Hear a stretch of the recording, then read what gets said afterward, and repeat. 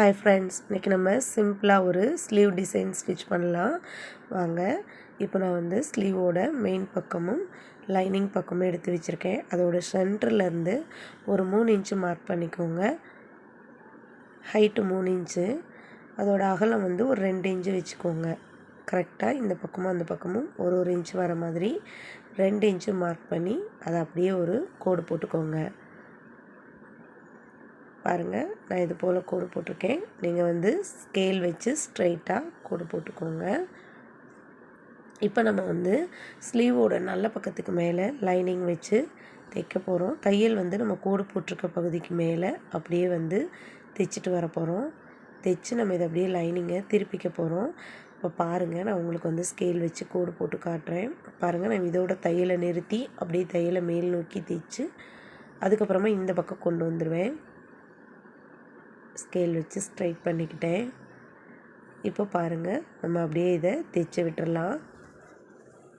தைச்சி விட்டு நம்ம வந்து அப்படியே அடித்து திருப்பிக்க போகிறோம். இது ஒரு ரொம்பவே சிம்பிளாக இருந்தாலும் பார்க்க நல்லா அழகாக நீட்டாக இருக்குங்க. இந்த டிசைன் வந்து இது சிம்பிளாக கேட்குறவங்களுக்கும் நீங்கள் இந்த டிசைன் வந்து ஸ்லீவ் கொடுத்துக்கலாம். இல்லை எனக்கு நல்லா கிராண்டாக வேணும்னு கேட்குறவங்களுக்குமே இதில் இன்னும் கொஞ்சம் லேஸ் எல்லாம் வச்சு அடித்து கொடுத்தீங்கன்னா இன்னும் நல்லா கிராண்டாக இருக்கும். இப்போ நான் ஸ்டிச் பண்ணிவிட்டு நம்ம அந்த கோடு போட்டுப்போம் இல்லையா, அங்கே நம்ம தையல் அந்த பகுதியில் போடலை, மேல் நோக்கி தான் தையல் போட்டோம். அந்த எக்ஸ்ட்ரா கிளாத்தை கட் பண்ணிவிட்டு கார்னரில் மட்டும் சிசர் கட் கொடுத்து நம்ம அப்படியே திருப்பி விட்டுக்கலாம். லைனிங் கிளாத்தை வந்து உள்பக்கமாக போகிற மாதிரி திருப்பி விட்டுக்கோங்க. நம்ம தைச்ச அந்த கார்னர்லாம் இது போல் சின்னதாக நீடில் வச்சு உள்பக்கமாக அப்படியே ப்ரெஷ் பண்ணிங்க அப்படின்னா கார்னர் ஃபுல்லாக நல்லா நீட்டாக வெளியே வந்துடும். பாருங்கள், நான் அந்த ஊசி வச்சு உள்ளே ப்ரெஸ் பண்ணேன். அந்த கார்னர் வந்து நல்லா நீட்டாக வெளிப்பக்கம் வந்துருச்சு. நம்ம இப்போ இதை அப்படியே இது மேலே ஓரத்தையல் ஒன்று போட்டுக்க போகிறோம். இதை திருப்பி மெயின் கிளாத் மேலே போடுங்க. அப்போ தான் அந்த தையல் பார்க்க நல்லா நீட்டாக இருக்கும். நம்ம எப்படி தைக்கும்போது தைச்சோமோ அதே மாதிரி அந்த சேஃப் மேலேயே அப்படியே தைச்சி விட்டுட்டு வாங்க. இந்த ஓரத்தையல் போட்டுட்டு சுற்றியும் நம்ம ஸ்லீவ் ஃபுல்லாக லைனிங் கிளாத்தும் மெயின் கிளாத்தையும் சேர்த்து தைப்போம் இல்லையா, அது போல் தைச்சி விட்டுக்கோங்க. தைச்சிட்டு எக்ஸ்ட்ரா இருக்க கிளாத்தை கட் பண்ணி விட்டுருங்க. இது வந்து பிகினர்ஸ்க்கான ஒரு டிசைனிங் ஐடியா வீடியோ தாங்க. பிகினர்ஸ்க்கு வந்து இந்த டிசைன் இப்படி கொடுத்தா நல்லா இருக்குமா, எப்படி தைக்கணும் அப்படிங்கிறதுக்காக வீடியோ தான். பிடிச்சிருந்ததுன்னா லைக் பண்ணுங்கள். இப்போ நான் 2 ஸ்லீவையும் இதே போல் தைச்சிட்டேன். ஒரு 2 இன்ச் அளவுக்கு நல்ல நீல வாக்கில் கிளாத்தை கட் பண்ணிக்கோங்க. நான் அகலம் தான் 2 இன்ச்சு சொல்லியிருக்கேன். நீளம் நமக்கு எவ்வளோ தேவையோ அந்த அளவுக்கு கட் பண்ணிக்கோங்க. உள் பக்கத்தை அப்படியே மடித்து விட்டு மெயின் பக்கத்தை நல்லா மேலே ஒரு தையல் போட்டுக்கோங்க. இந்த பக்கமும் அந்த பக்கமும் ஒரு மடிப்பு மடித்து நம்ம வந்து இந்த கிளாத்தை தைச்சிட்டு வரோம். கரெக்டாக நீடியில் நிறுத்தி எடுத்திங்கனாலே அந்த மடிப்பு பகுதி ஆட்டோமேட்டிக்காக வந்துடும். இப்போ நான் இது ஃபுல்லாக ஸ்டிச் பண்ணிட்டேன். நம்ம வந்து இந்த கேப் 2 இன்ச்சு விட்டோம் இல்லைங்களா, அதனால் இந்த பக்கம் ஒரு 1/4 இன்ச்சு அந்த பக்கம் ஒரு 1/4 இன்ச்சு சேர்த்து 2.5 இன்ச்சுலேருந்து 3 இன்ச் அளவுக்கு நீங்கள் வந்து இந்த கிளாத்தை கட் பண்ணி எடுத்துக்கோங்க. நான் வந்து கரெக்டாக 3 இன்ச்சு வச்சுருக்கேன். 2 இன்ச்சு வச்சோம், அது நம்ம அடித்து திருப்பியில் 2.5 இன்ச்சு அளவுக்கு வந்துடும். நம்ம தையல் போடுறதுக்காக எக்ஸ்ட்ரா ஒரு 1/2 இன்ச்சு விட்டு 3 இன்ச்சு அளவுக்கு நான் வந்து நீல வாக்கில் அந்த பீஸை கட் பண்ணி எடுத்திருக்கேன். இப்போ நம்ம வந்து இதில் ஸ்டிச் பண்ணிக்கலாம். ஃபஸ்ட்டு வந்து 1 வைக்கிறேன். கீழே இருந்து வச்சுக்கோங்க, அது தைக்கிறதுக்கு ரொம்ப ஈஸியாக இருக்கும்.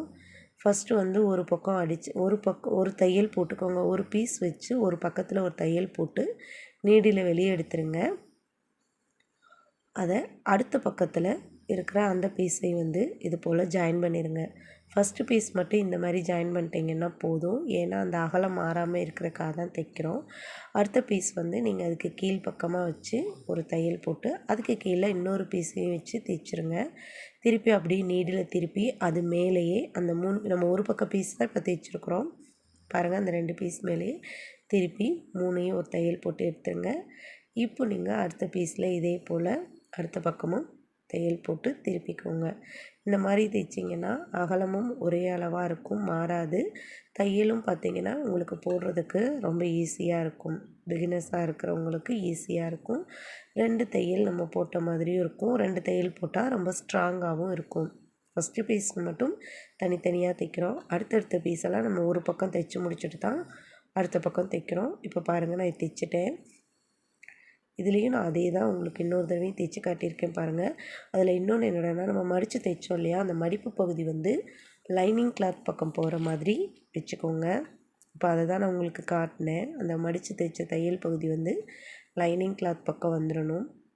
ஃபஸ்ட்டு ஒரு பீஸை மட்டும் 2 பக்கமும் தையல் போட்டு விட்டுருங்க. அடுத்து 2 பீஸ் தொடர்ந்து நம்ம வைக்க போகிறத ஃபஸ்ட்டு ஒரு சைடு ஃபுல்லாக தைச்சி முடிச்சுட்டு அதுலேயே நம்ம ரிட்டன் வந்து திருப்பி ஒரு தையல் போட்டு அடுத்த பக்கம் இருக்க பேலன்ஸை நம்ம அடுத்து தைக்க போகிறோம். பாருங்கள், இப்போ நான் இதில் 3 பீஸ் தைச்சி முடிச்சிட்டேன். இந்த பக்கம் தைக்கலை, ஆனால் அதுலேயே நான் இன்னொரு தையல் போட்டு வெளியே எடுத்துகிட்டு வந்துட்டு திருப்பி நம்ம தைக்காத பக்கத்தில் தைச்சிக்கிறோம். இந்த மாதிரி தைச்சி முடிச்சிடுங்க. ஈவனாக இருக்கும் உங்களுக்கு. இந்த மாதிரி தைச்சிங்கன்னா தையலும் 2 தையல் போடுறதுனால நல்லா ஸ்ட்ராங்காக இருக்கும். மேல் நோக்கி தைச்சிட்டு திருப்பி கீழ் நோக்கி ஒரு தையல் கொடுத்து ஃபினிஷ் பண்ணிடுறோம். இப்போ நம்ம 2 வந்து எக்ஸ்ட்ரா இருக்க அந்த கிளாத்தை கட் பண்ணி எடுத்துருங்க. தையல் போகவே ரொம்ப அதிகமாக இருக்கிற அந்த கிளாத்தை எடுத்துருங்க. இப்போ நம்ம 2 கையிலையும் இது போல் தைச்சிட்டோம். இதில் நம்ம இன்னும் கொஞ்சம் ஒரு சின்ன சின்ன பீட்ஸ் வச்சு தைக்க போகிறோம். அது எப்படின்னு பார்த்தீங்கன்னா, ஊசி நூல் அதே கலரில் கோர்த்துக்கோங்க. நம்ம ரன்னிங் ஸ்டிச்செல்லாம் போடுவோம் இல்லையா, அது போல் ஃபஸ்ட்டு ஒரு 2 3 தையல் போட்டு ஊசியை வந்து கொஞ்சம் கேப் விட்டு தையல் போட்டு ஊசியை மேல் நோக்கி இழுங்க. அதுக்கப்புறமா ஒரு பீட்ஸை வச்சு அதில் அப்படியே ஸ்டிச் பண்ணி விட்டுருங்க. ஊசியை திருப்பி சும்மா ஒரு சுற்றி விட்டு அது மேலே ஒரு பீட்ஸ் வச்சுக்கோங்க. கோல்டன் பீட்ஸ் வச்சு நீங்கள் தைச்சி விட்டுருங்க. நான் சொல்கிறது தெளிவாக புரியும்னு நினைக்கிறேன். அதனால தான் நான் ரொம்ப பொறுமையாக சொல்கிறேன். இந்த வீடியோவில் உங்களுக்கு ஏதாவது டவுட் இருந்ததுன்னா எனக்கு மறக்காமல் கமெண்ட்டில் சொல்லுங்கள். இப்போ நான் வந்து ஒரு பீட்ஸ் வந்து வச்சு தைச்சிட்டேன். இப்போ பாருங்கள், நான் அடுத்ததையும் உங்களுக்கு நல்லா கிளியராக தைச்சி காட்டுறேன் பாருங்கள். ஃபஸ்ட்டு த்ரெட்டில் ஒரு நாட் போட்டுக்கோங்க. இது போல் ரன்னிங் ஸ்டிச் இந்த பீஸில் வந்து நான் வந்து கொஞ்சம் கேப் விட்டு ஒரு 3 ஸ்டிச் எடுத்திருக்கேன். இது போல் எடுத்துகிட்டு நல்லா இழுத்து பிடிச்சிங்கனாலே அந்த சுருக்கம் கிடச்சிரும். அதுக்கப்புறம் நம்ம வந்து ஒரு பீட்ஸை வச்சு அதை வந்து நம்ம நல்லா ஸ்டிச் பண்ணி விட்டுடலாம். பீட்ஸ் வந்து 2 ஸ்டிச் போட்டுக்கோங்க. அப்போ தான் நல்லா ஸ்ட்ராங்காக இருக்கும். இல்லைன்னா நம்ம ஃபஸ்ட்டு வாஷ் பண்ணும்போதே துணி துவைக்கும் போதே அது வந்து கட் ஆகிறதுக்கு சான்சஸ் இருக்குது. இப்போ பாருங்கள், நான் பீட்ஸ் தைச்சி முடிச்சிட்டேன்.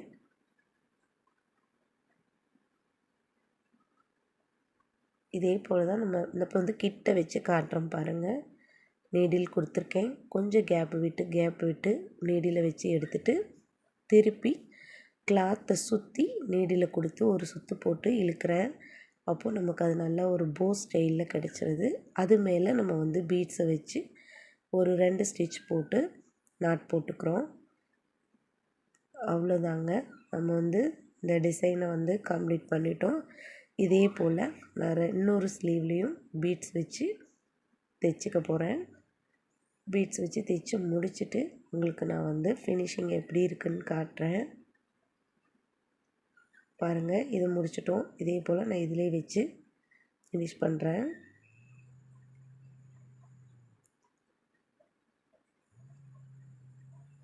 இந்த மெத்தட் உங்களுக்கு பிடிச்சிருந்ததுன்னா மறக்காமல் இந்த வீடியோவுக்கு ஒரு லைக் கொடுத்துருங்க. நம்ம சேனலை இன்னும் நீங்கள் சப்ஸ்கிரைப் பண்ணாமல் இருந்தீங்கன்னா ப்ளீஸ் சப்ஸ்கிரைப் பண்ணிடுங்க. நம்ம சேனலில் வர டெய்லரிங் வீடியோஸ் எல்லாம் தொடர்ந்து பாருங்கள்.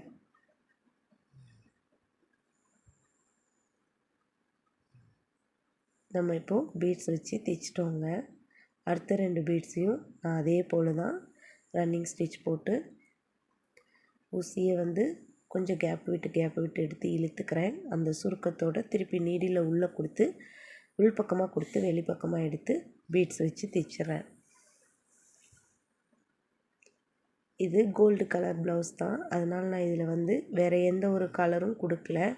ஒரே கோல்டு கலர் மட்டுமே வச்சு தான் நம்ம தைச்சிட்ருக்குறோம். அதனால தான் நான் வந்து கோல்டன் பீட்ஸ் மட்டும் வச்சுருக்கேன். ரெண்டாவது சிம்பிளாக தான் இதை தைக்க போகிறோம்.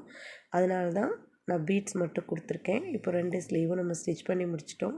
பாருங்கள், பார்க்க சிம்பிளாக இருந்தாலும் ரொம்ப அழகாக இருக்குது.